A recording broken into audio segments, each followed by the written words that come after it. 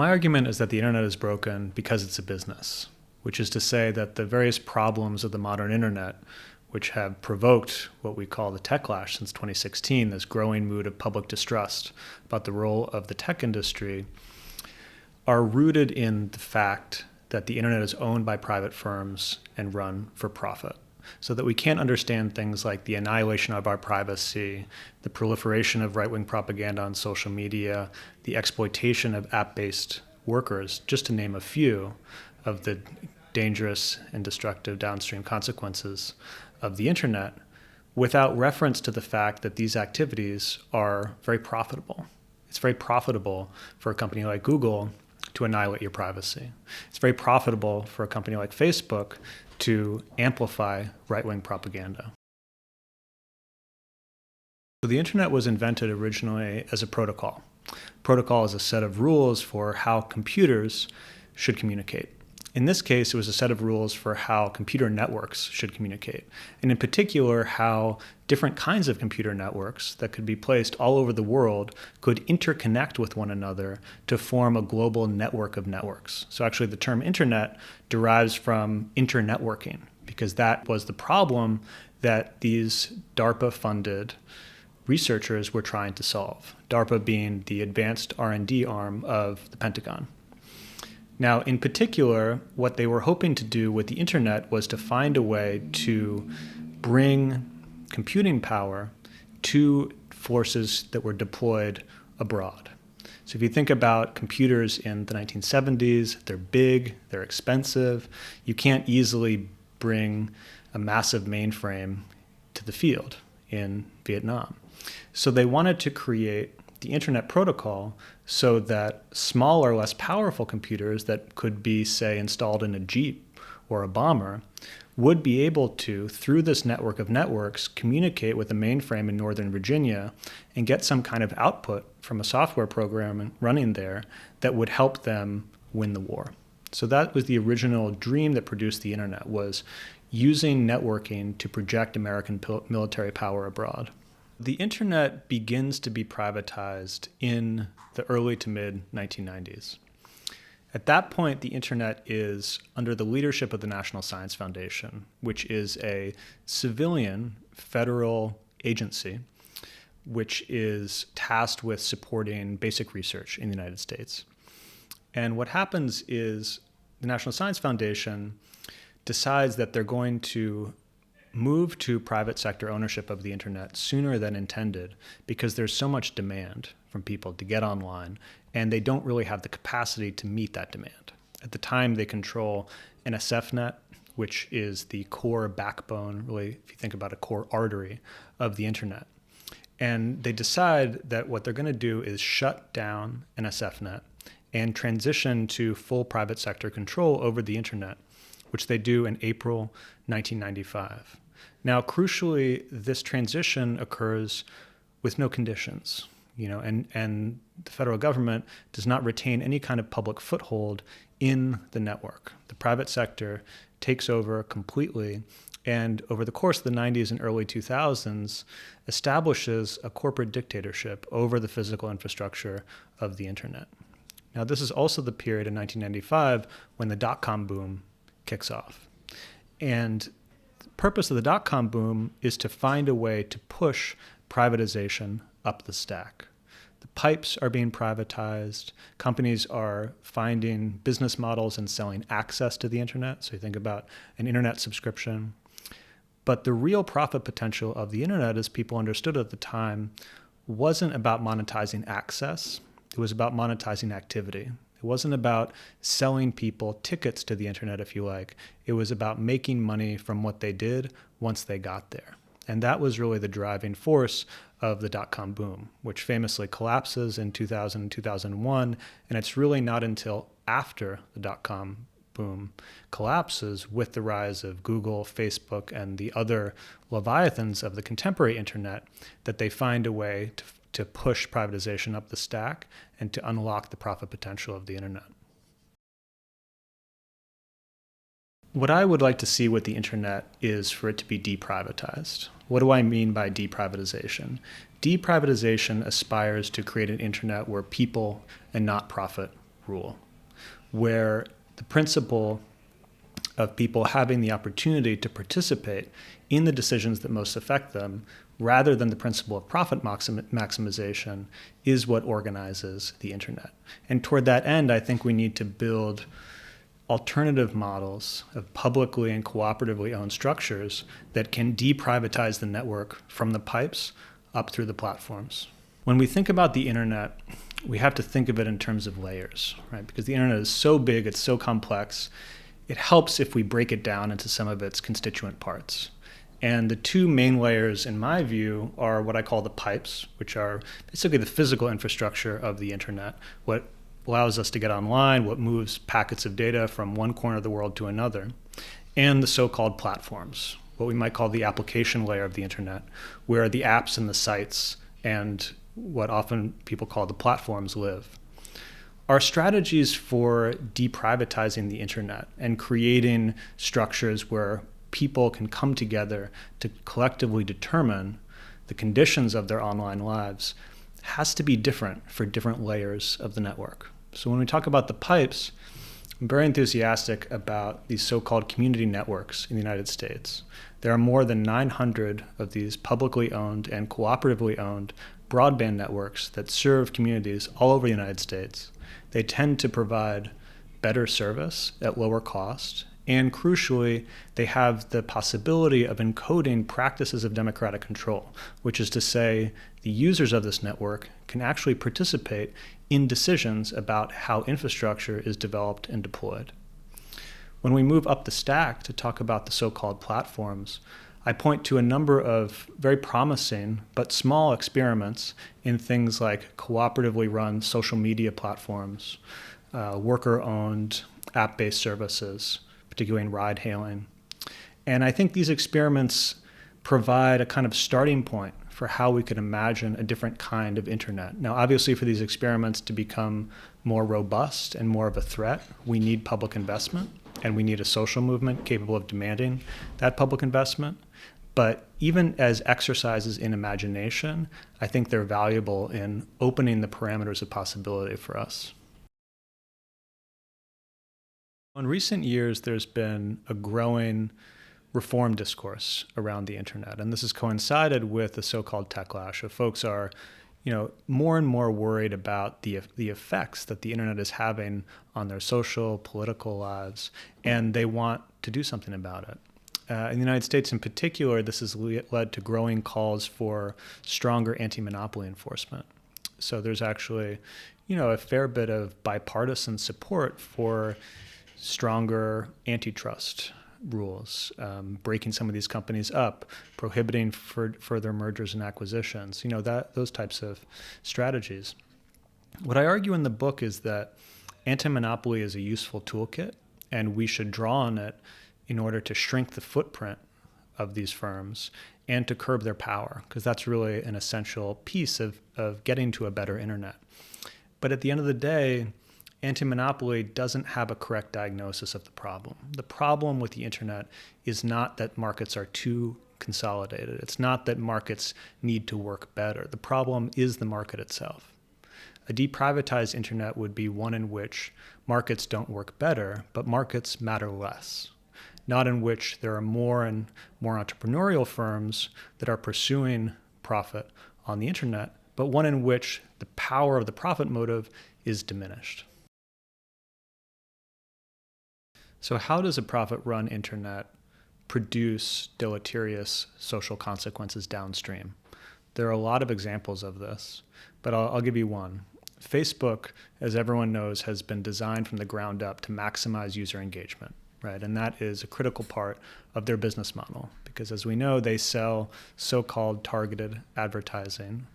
And in order to do that, they need to gather as much data as possible about their users, and they need to keep their users within the boundaries of their digital enclosure so that they will make more data and more useful kinds of data for the purposes of ad targeting.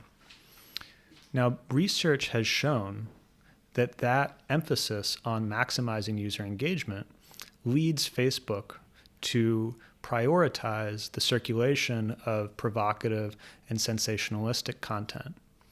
And that has been weaponized to great effect by the forces of the right. So when we think about right-wing movements and conspiracy theories like QAnon, they have benefited immensely from Facebook's business model. In fact, it's fair to say that Facebook and the right have built a symbiotic relationship where Facebook gets a lot of high engagement users whose attention can be monetized, and the right gets a large megaphone for their views. I think that is a particularly powerful illustration of the ways in which the principle of profit maximization produces destructive social effects. Now, what would a deprivatized answer to this be? Well, if you can begin to imagine a deprivatized social media, it would be one in which profit maximization is not the organizing principle. We could optimize for different ends. We could optimize for higher quality information, for local governance structures that bring people together offline so that they can have face-to-face deliberations about how they want their online community to be run. These are the types of practices that would be inconceivable in a profit-driven space, but they become thinkable when we remove or at least diminish the profit motive from the internet. The dot-com boom, which reflects this attempt to push privatization up the stack and to unlock the profit potential of the internet, famously collapses in 2000 and 2001. In the aftermath of that, tech firms are under greater pressure to finally turn a profit. Investors have lost their patience. They want to see results. And out of this come the first so-called platforms, Google really being the first. And by platform, what we mean more specifically is a complex computational system that is capable of monetizing activity at the scale that investors demand. Now, how do they do so? One of the key ingredients here is data. The production of data about users and user activity is the essential ingredient that allows firms like Google to build complex computational systems that can unlock the profit potential of the internet. Without the mass manufacture and analysis and monetization of data, admittedly in different ways, you can't imagine the so-called platforms emerging from the rubble of the dot-com bust and creating the tech industry that we know today. Great. Are we sort of right to distrust these big tech companies?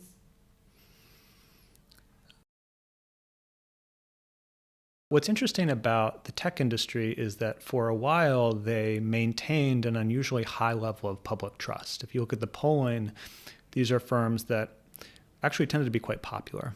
Across partisan lines. That's changed in recent years. Polling has suggested that public opinion has taken a rather sharp turn when it comes to the tech industry, which makes sense when you think about the tech lash and the growing negative coverage of the industry and congressional hearings and so on. I think that's put us into a healthier place in the conversation. It's a lot easier these days to make the case to folks about why a company like Facebook is bad for society. In fact, that's almost become a common sense. The difficult question now is, what do we do about it? It's a lot easier to have people agree that there is a problem, that the internet is broken. But the real debate begins when we talk about how do we fix it. And that has everything to do with our diagnosis of what the problem is. So in the book, I point to two trends in contemporary internet reform. The first is broadly a regulatory approach, which wants to either enforce existing rules about how these firms should operate or write new ones. So this would involve, privacy legislation. It involves getting firms like Uber to treat their employees like full-time workers instead of independent contractors. The second camp of internet reform focuses on anti-monopoly, which is to say these firms need to be broken up, or they can't grow through mergers and acquisitions any further, or other strategies that draw on the broad anti-monopoly toolkit. Now, in practice, these camps are not distinct. They're often joined together. A lot of folks draw from both sets of approaches. In the book, I show a lot of sympathy and critical support for these approaches. I think we need regulation. I think there's a role for anti-monopoly measures. But I think neither really reach the root of the problem. The root of the problem is not that the markets are not regulated enough or that the markets are not competitive enough. The root of the problem is the market itself. So unless we transform the political economy of the internet, develop new publicly and cooperatively owned structures that can diminish the power of the profit motive, shrink the space of the market, and encode real practices of democratic control, then we won't reach the root of the problem. So what's wrong with the word platform? This is a word that's become ubiquitous in our everyday speech. Originally, it had a very specific technical meaning, which is a set of components that a developer could build an application on top of, like a set of APIs, for instance. Increasingly, it's come to refer to really any complex software that's running on the internet. I don't think platform is a useful term, and further, I think it's a mystifying term that really serves the interests of big tech firms themselves. In this, I draw on the work of the scholar Tarleton Gillespie, who makes the point that platform suggests a kind of openness, a neutrality, an even-handedness, which the companies are eager to project, but in fact completely obscures their role in intimately ordering and legislating our online lives. As an alternative, I suggest thinking of these computational systems that the firms have built as the online equivalent of shopping malls. And I'm inspired here by the work of Jathan Sadowski, who points out that thinking of these digital enclosures like Facebook or Google as online malls helps us see how they operate with greater clarity than thinking about them as platforms. What is a shopping mall? A shopping mall is a space in which all sorts of different interactions transpire. Some of those interactions are commercial, right? You might go into a shopping mall and buy a piece of clothing. Some of those are social. Particularly if you're a suburban teenager, you might go to the shopping mall to hang out with your friends. Similarly, with online malls, all sorts of interactions are happening within these digital enclosures. But the crucial thing about online malls is that every interaction that occurs within this enclosure manufactures data. And this data, in turn, can be monetized in a variety of ways. So if you think about the offline shopping mall as extracting monetary rents, right? It's charging retailers rent for getting to occupy a spot in the shopping mall. We should think of online malls as extracting not just monetary rents, but data rents as well. So one of the experiments that I draw inspiration from comes from the decentralized web community. And in that community, folks are exploring the possibilities for a decentralized social media, which is to say social media in which social media sites or instances or servers would be independently run. They could have local governance structures. You could get together with the other members of your social media community and make democratic decisions about how filtering algorithms work, how you're going to do content moderation, how the UX and the UI of the site is going to be implemented. And the governance could be local, but it doesn't mean your social media community would be isolated, because it could be federated with other social media communities in your local area, in your region, nationally or internationally. So federation is a principle that lets us think about stitching the different scales of the internet together, creating local governance structures for things like social media, but not isolating, not fracturing the internet into a bunch of different silos. When we think about how to deprivatize the internet, particularly the upper floors of the internet, the application layer, where the apps and sites live, we can look to experiments in communities like the decentralized web around decentralized social media. We can look to experiments in the platform cooperativism community around worker-owned app-based services. But to my mind, those are just intermediate measures. The horizon for me is not simply a cooperatively owned Twitter or a worker-owned Uber. Those are promising initial steps, but we're still working within an enemy paradigm. We're still operating on hostile territory. The question for me would be how to enlarge our imagination, and in particular, give that imagination material supports in the form of public investment. So what if there were spaces in which ordinary people could come, get connected with technical resources, with forms of technical expertise, and build the kind of online spaces that would actually serve their needs? Internet nostalgia is having a bit of a moment now, particularly nostalgia for kind of mid-90s web aesthetic, like the days of GeoCities, which I, feel connected to. I mean, I also miss GeoCities. That was the era in which I started using the internet. The important thing to keep in mind about internet nostalgia is that it's a perpetual feature of the internet itself. People, if you can believe it, were nostalgic for earlier eras of the internet at every era of the internet. So you don't have to exist within the kind of current heavily corporatized internet to feel nostalgia. People were feeling nostalgic in 95 and 1990, in 1989, and so on.